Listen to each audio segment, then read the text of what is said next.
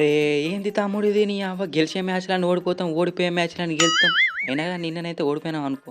కాదన్నా మన పీబీకే యేసుకున్న ఆనవాయితీ అయితే మారతలేదు.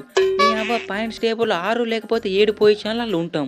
ఇక మ్యాచ్ విషయానికత్తేనేమో గత 4 మ్యాచ్‌లల్ల దగ్గరికి పోయినట్టే పోయి, దగ్గరికి పోయినాక ఓడిపోతాన్నాం. అవును బ్రో. నీ అవ్వ మన టాప్ ఆర్డర్ అయితే ఎప్పుడు రన్‌లు కొట్టది.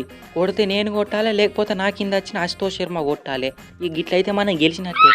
నీ అవ్వ నెక్స్ట్ మ్యాచ్‌లో నేను ఎంట్రీ ఇత్తా అప్పుడు చూసుకుందాం. పిచ్చుకుడే ఇగ నక్కుకుంటా కాదు తొక్కుంటా పోవుడే. ఎట్లిచ్చినాం జలక్ దెబ్బ అదుర్సు కాదు. అగో ఇక నువ్వేం పీకినావు బ్రో? మొత్తం స్కైయి మన బూమ్రా వీళ్ళే సగం డ్యామేజ్ చేసిల్లు. మరి నువ్వేం చేసినావు బ్రో? వికెట్ కీపింగ్ చేసినావా?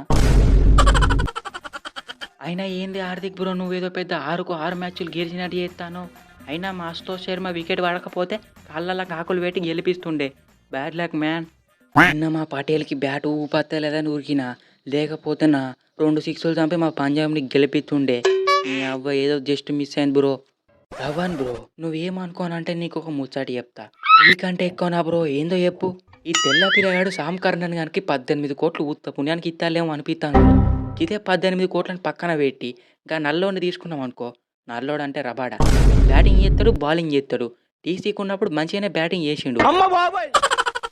అరే! మీరు కొత్త కొత్త పంచాయతీలు పెట్టకుర్రి బ్రో. నెక్స్ట్ మ్యాచ్ ఎట్లైనా గెలిపిత్తా. మనం ఎట్లైనా క్వాలిఫై అయితాం. నమ్మకం ఆన్ మీ.